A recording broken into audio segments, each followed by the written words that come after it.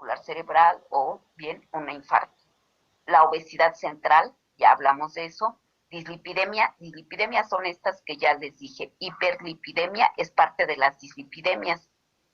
Lo de los fibrinógenos no vamos a hablar, ni de la microalbuminuria tampoco lo vamos a hablar para no confundirlos más. La aterosclerosis sí, porque lo hemos estado viendo y es muy importante para promoción de la salud. Aterosclerosis es la formación del ateroma en la arteria. Y la hiperinsulinemia por la resistencia a la insulina, ya lo vimos. La que sigue, por favor. En cuanto a la resistencia a la insulina, ¿cuál es el concepto que se da? Cuando el cuerpo no puede utilizar la insulina eficientemente para compensar, y para compensar el páncreas descarga más y más insulina para tratar de mantener el nivel normal de glucosa en sangre. Gradualmente las células que producen la insulina en el páncreas se vuelven deficientes y por último disminuye su número total. Como resultado, el nivel de azúcar en la sangre comienza a subir, ocasionando el desarrollo total de la diabetes. Pero ven ustedes, todo lo que les expliqué, ahí está plasmado. Lo explicamos de una manera sencilla, de una manera, de otra, pero tratando de llegar a ese punto. La que sigue, por favor. A ver aquí, la resistencia a la insulina, ¿por qué está dada? Por una dieta rica en grasa saturada, por el sedentarismo y por la obesidad. Va a agotar a las células beta del páncreas y esa hiperinsulinemia, ¿en qué se traduce? En la intolerancia a la glucosa, en la diabetes mellitus tipo 2, en la disfunción endotelial. Disfunción endotelial se refiere a que hay un acumulamiento de grasa por debajo del endotelio de las arterias. Por debajo del endotelio de la arteria, ahí es donde se va formando ¿qué? Pues el ateroma. Eso es la disfunción endotelial. Y esto va a dar origen a la hipertensión arterial, sí, como ya se los mencioné. Esa aterosclerosis es ese ateroma formado por debajo del endotelio capilar. La que sigue, por favor. Síguele. Oh, ya van a ser las 11. Me voy a ir rápido. No, me voy a ir rápido porque más. Yo te digo dónde. Porque ya nada más nos queda media hora. No, más. A ver, aquí. ¿Cómo impacta la diabetes mellitus? Necesito que este fin de semana, por favor, vean ustedes Dulce Agonía, los que no lo han visto. Y los que ya lo vieron, que lo vuelvan a ver.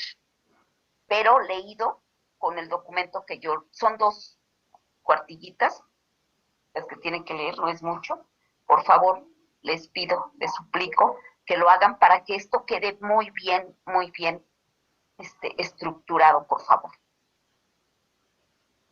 En principal factor aquí, el principal padecimiento es alteraciones visuales. La ceguera, se dice que es la primera causa de ceguera en México, la diabetes mellitus tipo 2. El daño renal también, y somos de los países con más problema de daño renal crónico, insuficiencia renal crónica, precisamente debido a la diabetes mellitus tipo 2. A los otros también, pero como nosotros estamos enfocándonos a la tipo 2, por eso es que lo menciono así. La hipertensión arterial también está relacionada con la diabetes mellitus y la necrobiosis diabética es precisamente el problema que se suscita cuando no llega la sangre hasta las extremidades, sobre todo a los pies, y en eso que no llega la sangre hasta el pie, me tienen que cortar primero el dedo. ¿Por qué? Pues porque ahí sufre necrosis, o sea, se muere el tejido. Y entonces al morir ese tejido por necrosis, porque no llegó oxígeno a esa parte del cuerpo, porque se obstruyó el vaso sanguíneo que lleva la sangre hasta allá, entonces me cortan el dedo, después me tienen que cortar el pie, luego la pierna, en fin, pierdo extremidades. Y ante el costo, cuando habla aquí de costos, revisen Dulce Agonía y verán que el costo para hacer de los antibióticos para poder salvar los pies, para las extremidades, para poder mejorar el funcionamiento renal. O sea, las diálisis son costosísimas, no hay suficientes, el costo de los antibióticos, entonces la gente a veces prefiere, córtenme los pies, prefieren quedarse sin pies porque los dolores dicen que son terribles. O sea, listo. O a veces, pues morirse, cuando ya no tienen ni para hacerse las diálisis. Sí, es terrible todo lo que encierra esto. Y a veces es angustioso, pero pues ahí está y lo tenemos que estudiar. La que sigue, por favor.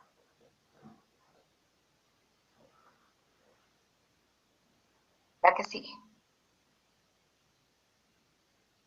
La que sigue.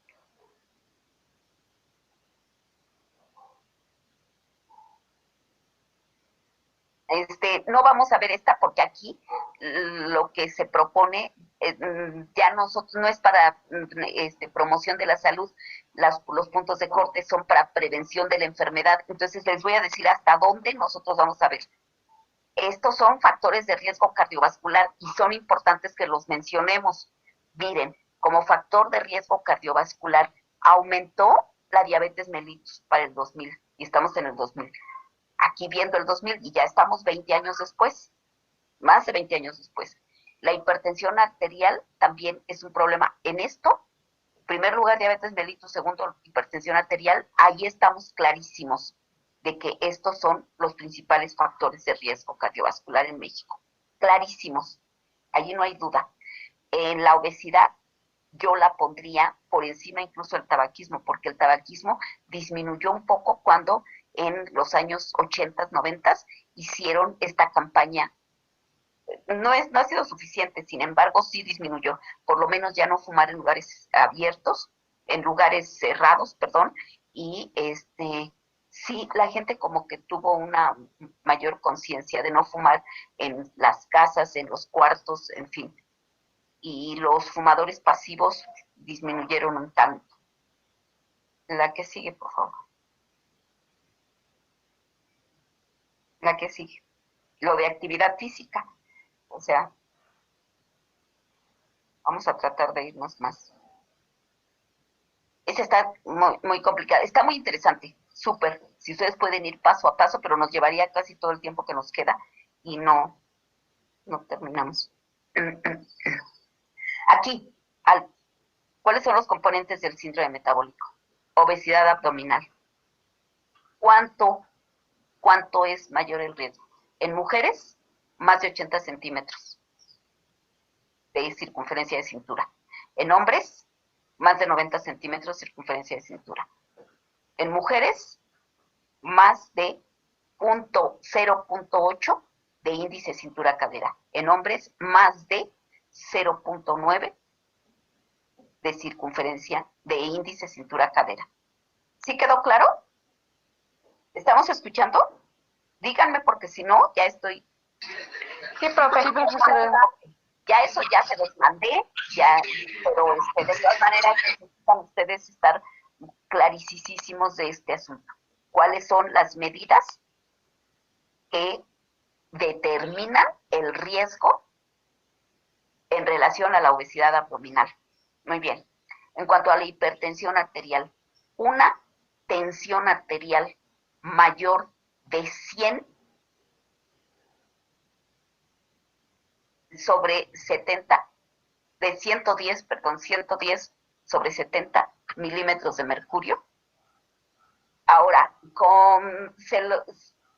dejémoslo, si tienen 110 sobre 70 o 110 sobre 80, lo dejamos bien. ¿Por qué? Porque fueron de los datos que les mandé por consenso de academia. Pero 110 sobre 70 milímetros de mercurio. Arriba de eso hay este problema de hipertensión arterial. O sea, ya un riesgo, vamos, ya un riesgo. Dislipidemias aterogénicas, ¿cuáles serían? las HDL disminuidas, menos de 46 miligramos por decilitro. Las LDL aumentadas, más de 130 miligramos por decilitro. Ahorita los vamos a ver nuevamente. El colesterol total, más de 200 miligramos por decilitro. Y los triglicéridos totales, más de 150 miligramos por decilitro. ¿Alguna pregunta en cuanto a dislipidemia? ¿Puedo repetirlas, por favor? Por supuesto. Pero entonces, esas son las dislipidemias aterogénicas. O sea, cuando las HDL están por debajo o son menos de 46, o sea, esas cuando son menos de 46 miligramos por decilitro. O sea, esas deben estar elevadas, sí, deberían de estar más elevadas, de 46 miligramos por decilitro. Ahí es, claro, ya no hay duda en cuanto a las HDL. No. Bueno, las LDL, ¿qué pasa con las LDL? Las LDL deben estar por debajo de 130 miligramos por decilitro. Deben ser menos. Cuando son más de 130 miligramos por decilitro, hay más riesgo. Cuando hay menos riesgos, cuando están o no hay riesgo, es cuando son menos de 130 miligramos por decilitro. Esas son, a ver, las LDL son el colesterol malo. HDL, el colesterol bueno. ¿Ya lo identifican? ¿Sí o no?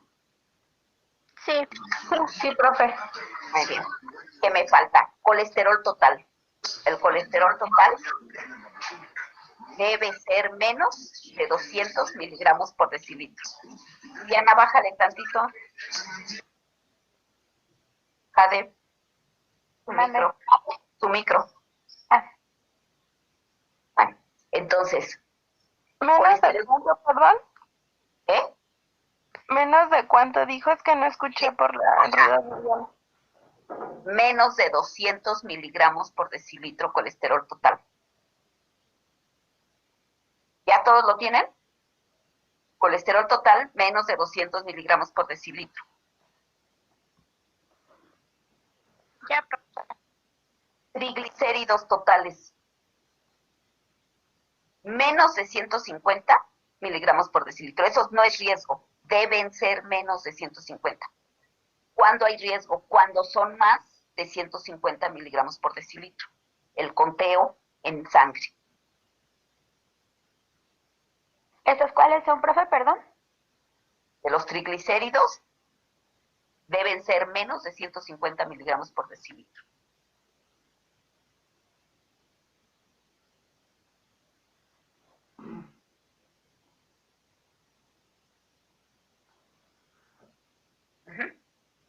¿A qué se refiere ese estado proinflamatorio? A la obesidad. Cualquier persona que tenga obesidad tiene un estado proinflamatorio, o sea que hay inflamación continua. ¿Por qué? Pues porque eso es lo que está sucediendo en su cuerpo. Una inflamación continua, un proceso inflamatorio continuo. Grave, sí, gravísimo. Por eso es que al enfermar de COVID hay mayor riesgo de morir, porque acuérdense que el COVID va a potencializar esa inflamación, ese proceso inflamatorio. ¿Sí estamos? ¿A qué se refiere este estado protrombótico? Trombótico, trombo es coágulo. ¿Por qué tengo proceso protrombótico? Porque mis vasos sanguíneos están estrechos en el diámetro por donde circula la sangre. ¿Por qué? Pues porque están llenos de grasa. Hay un ateroma obstruyendo el paso. Y entonces cada vez el paso se va haciendo menor, menor, menor. Y ya después, y ahí se queda atorada la sangre, forma un coágulo, y cuando ese coágulo puede pasar, pasa, pero a tapar otro vaso sanguíneo. ¿Sí? ¿Sí o no? ¿Entendió? Profesora. Ok. Y la resistencia a la insulina, eso ya lo vimos. Por eso vimos primero resistencia a la insulina. La que sigue, por favor. Ya dijimos, no le hagan caso al 102, es 90, y acá menos de 80 en mujeres. La que sigue. Era para el año 2000, pero ya cambiaron los criterios. La que sigue, por favor. La que sigue. Ya, eso ya vimos. Los factores genéticos y ambientales, vean ustedes. Pueden ser esos factores genéticos y ambientales para propiciar la obesidad central. Sí, yo les dije que genéticamente tenemos esta determinante, de que la grasa que yo acumule la guardo en mi cintura. También hay factores genéticos que propician la resistencia a la insulina, sí, pero también ambientales. ¿Los ambientales a qué se refieren? Pues a mi situación con respecto al medio. ¿Cuál es mi situación con respecto al medio? Lo que como y la actividad que realizo. Ahí. Entonces, propician la resistencia a la insulina, sí. ¿Esa resistencia a la insulina propicia la hiperinsulinemia? Sí. Ya les expliqué cómo. ¿Eso va a propiciar la intolerancia a la glucosa? Sí, sí. Ya les expliqué cómo. ¿La disfunción de las células beta? Pues sí, ¿por qué? Pues porque las células beta las hago trabajar demasiado. De todas maneras, están están produciendo mucha insulina, pero sin efecto, sin efecto.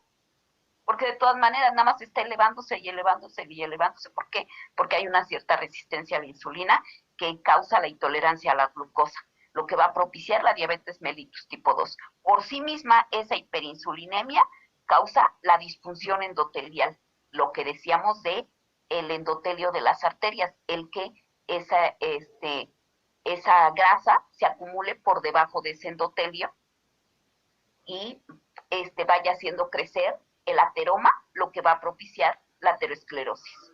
El ateroma es ese cúmulo de grasa por debajo del endotelio vascular.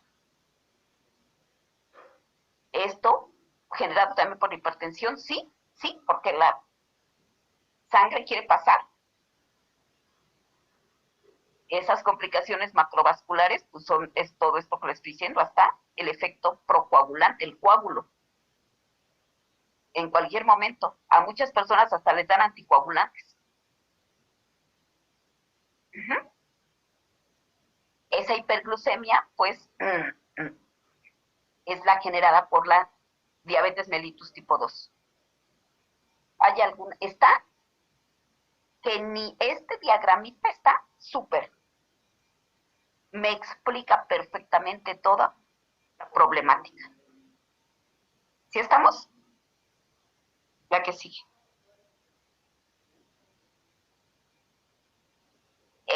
No habíamos hablado del estrés oxidativo.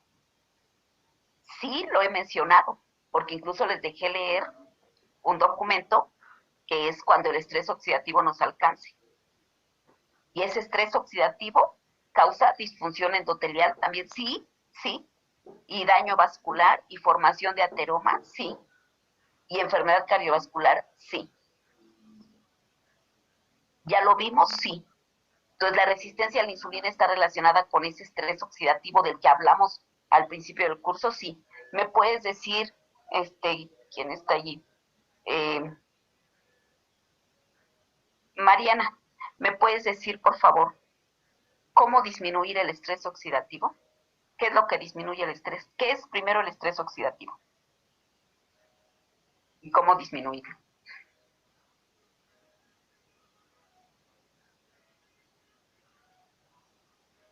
¿Sí puedes o no? ¿Ya me escucha? Sí, ya. El estrés oxidativo se disminuye a partir de que se hace como una desviación, ¿no? ¿Qué es eso? No entiendo qué es eso. Profesora, ¿Alguien? Pamela. Que contengan antioxidantes. Exacto. Entonces, el estrés oxidativo es el desequilibrio entre antioxidantes ¿Y qué? Y los radicales libres, profe. Exacto, es un desequilibrio entre antioxidantes y radicales libres.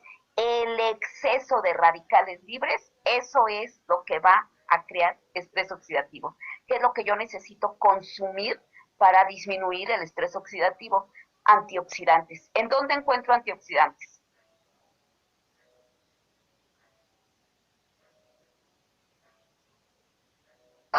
En la vitamina A, en la vitamina C, en la E. ¿Dónde están esas? Pues en los cítricos, por ejemplo, en los cítricos, la vitamina C. Muy bien, entonces, ¿en dónde los voy a consumir? En los alimentos. Frutas y verduras. Para la vitamina C, frescas. Para las otras vitaminas, ¿de qué? De colores. La vitamina A, colores. Betacarotenos, alfacarotenos, gamma-carotenos. Frutas, verduras, zanahoria, en fin. Entonces, necesito el consumo de antioxidantes. La fibra. Entonces, los frijoles contienen fibra, sí, soluble, la fibra soluble, los nopales, todas las hierbas verdes, betacarotenos. Bueno, entonces, aquí es donde necesitamos que ustedes recuerden todo lo que ya vimos desde el principio del curso. La que sigue, por favor.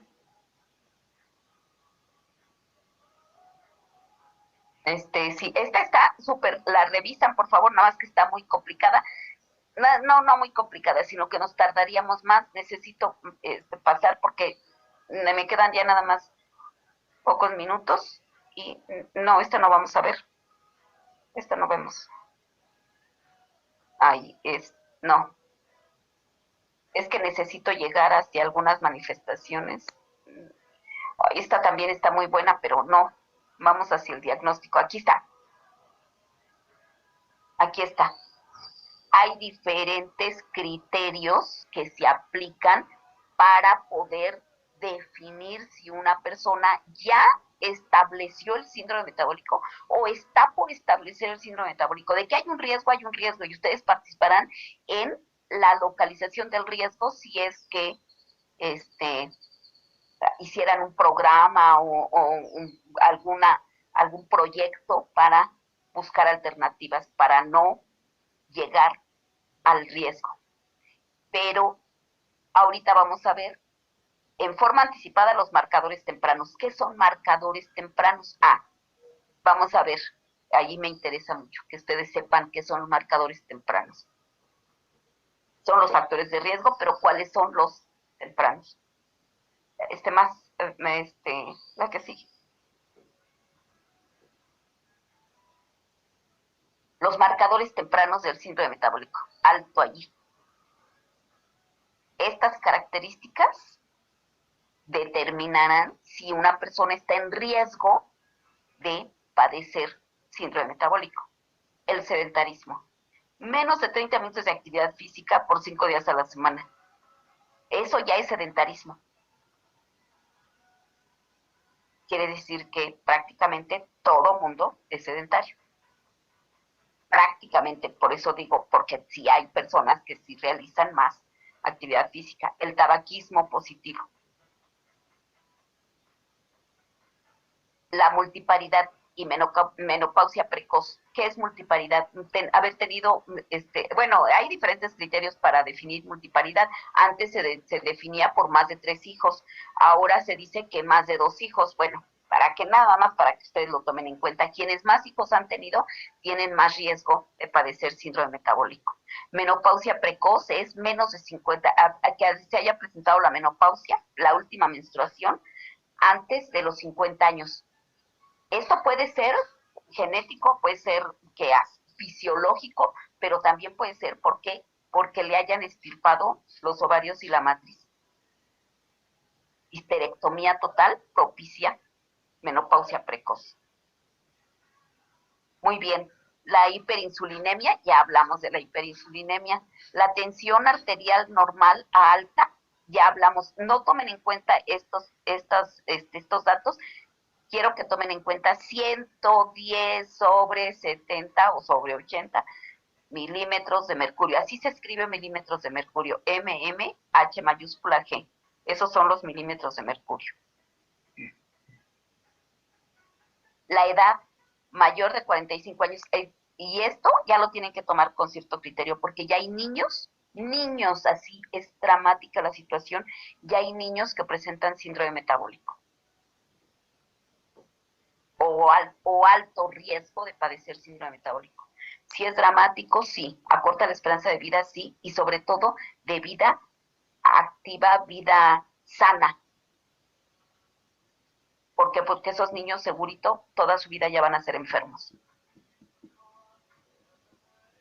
El sobrepeso mayor o igual a 25, allí sí, índice de masa corporal, con sobrepeso o con obesidad ya es un marcador temprano. Entonces, cualquier persona que tenga sobrepeso u obesidad ya es un marcador temprano. Los triglicéridos, más de 150, muy bien. El perímetro de cintura, aquí es donde quiero que le cambien. En hombres, ¿por qué? Porque esos factores han cambiado. ¿Por qué han cambiado? Han cambiado precisamente porque se ha visto que cada vez más se presenta el problema. En hombres dijimos mayor o igual a 90 centímetros y en mujeres mayor o igual a 80 centímetros. La hiperglucemia postprandial, esa no se ve desde la promoción de la salud, es para prevención de enfermedades ya para diabéticos, ¿eh? Esa no la tomen en cuenta así, porque es después de comer. Postprandial es después de haber comido, y nosotros vemos la glucosa en ayuno, no lo olviden, ¿eh? Ay, creció y se fue a un lado. Si le bajas, menos. Allí. Antecedentes familiares de diabetes en padres, hermanos, hasta abuelos, ¿eh? Hasta abuelos ya están tomando en cuenta. Muévele tantito, por favor, para ver el de abajo. La anovulación crónica o hiperandrogenismo, esto está relacionado con personas que menstruan cada 2 o 3 veces al año, el síndrome de ovario poliquístico, todos esos detalles están relacionados con esta anovulación. No ovular, esa anovulación. No ovulan. Y ovulan, ¿y esto con qué se relaciona? Con infertilidad. No estoy hablando de esterilidad, no. Infertilidad. Puede ser que se embaracen, pero pues porque le atinaron a una vez que ovularon. A un óvulo, por ahí. La que sigue. Los factores de riesgo para el síndrome metabólico son los siguientes. Hipertensión arterial sistémica, ya dijimos cuánto, más de 110/70 o sobre 80. La obesidad, sobre todo la de distribución central, ya lo dijimos, dislipidemias, hipertrigliceridemia, más de 150, colesterol HDL bajo, menos de 46, intolerancia a la glucosa, y la intolerancia a la glucosa sí se puede ver por la glucosa en ayuno, que no debe ser mayor, la glucosa en ayuno no debe ser mayor a 100 miligramos por decilitro.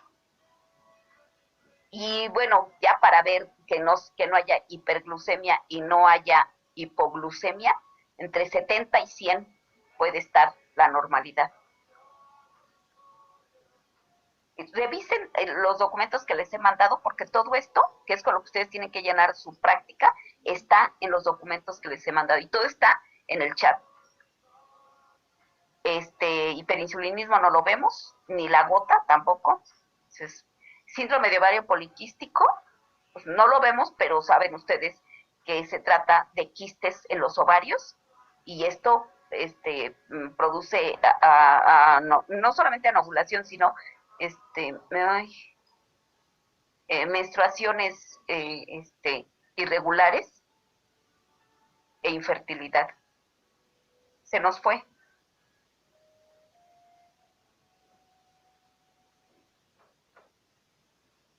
Gracias, Cintia.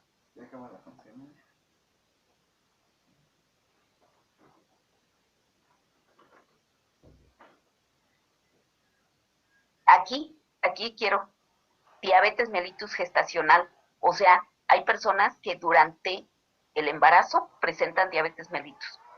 ¿Cuándo se va a acabar esta diabetes mellitus? ¿Es un problema crónico? No.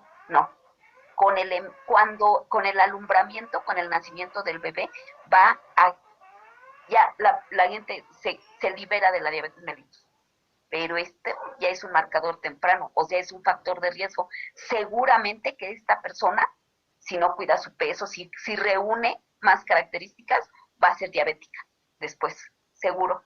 Un producto macrosómico es un niño que nace con más de 3,5 kilos, de más de 3,5 kilos. Desde el peso al nacimiento, de más de 3,5 kilos, más de 3,500 gramos, es un producto macrosómico. Y ese producto macrosómico ya tiene riesgo, y quien tuvo al niño, o sea, la madre y el niño también. ¿Qué es acantosis nigricans? Es estas manchas oscuras en el cuello, en las axilas, en la ingle. Ahorita las vamos a ver. Adelante. Aquí otra vez estamos viendo, pero pues ya lo vimos y ya se los dije así. Diabetes mellitus de glucosa en ayuno. La de glucosa en ayuno, acuérdense que no más de 100, y eso ya está así súper estudiado, no debe ser mayor de 100. La que sigue, por favor.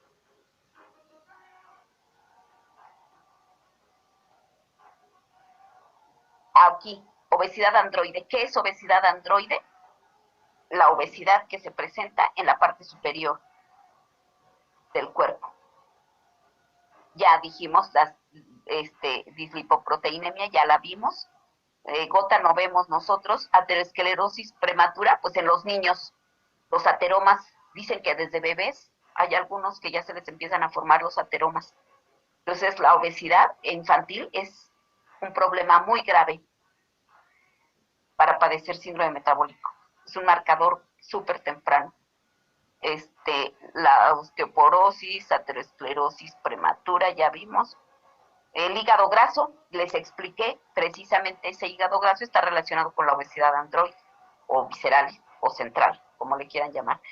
El hombre aquí tiene obesidad androide o obesidad de manzana, esa del abdomen prominente.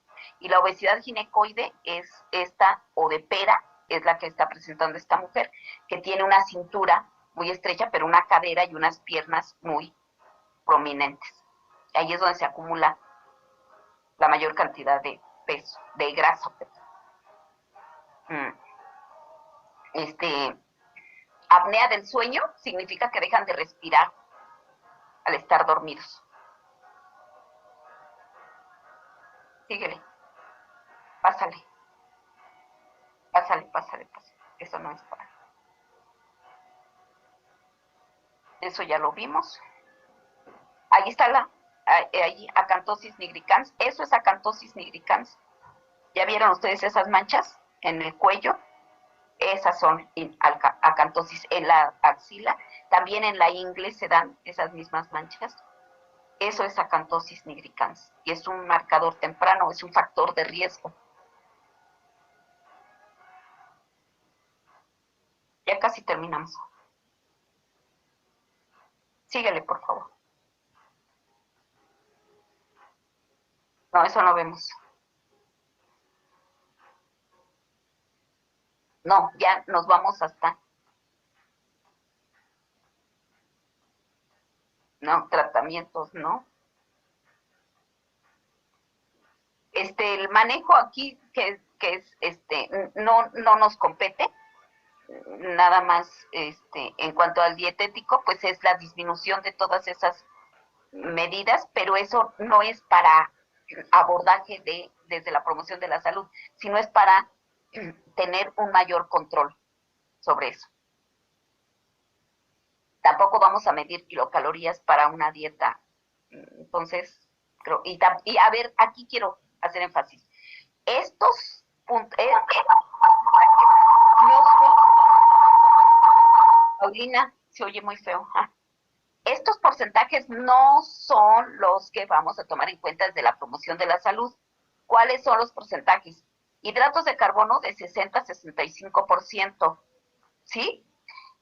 Grasa del 20 al 30% y proteína de 10 a 15%.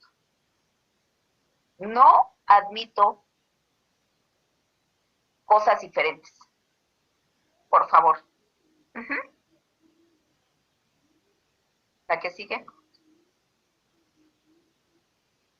Entonces, como ven, hidratos de carbono simples, menos del 10%. Menos del 10%. Entonces, 90 que provengan de estos y 10 que provengan de los otros que están arriba. Igual vamos a tomar hidratos de carbono simples, azúcar, fruta en general, si es demasiada. Nosotros no la consideramos. ¿Qué más?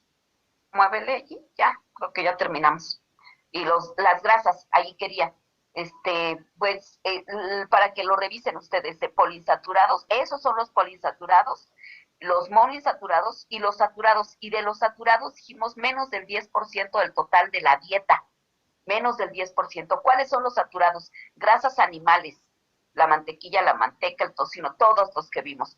Y vegetales, aceite de palma y aceite de coco. Pues ya vieron que no es saludable ni aceite de palma ni aceite de coco. ¿Ok?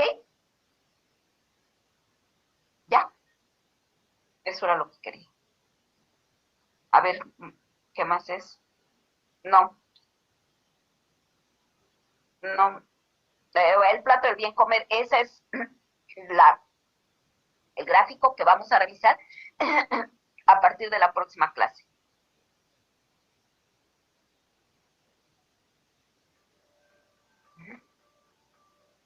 Entonces, es la que nos va a orientar, pero la tenemos que aprender a partir de la próxima clase. Y sobre la actividad física, siempre la actividad física. Y ya terminamos. Fue cansado el día de hoy, sí, es mucha información, sí.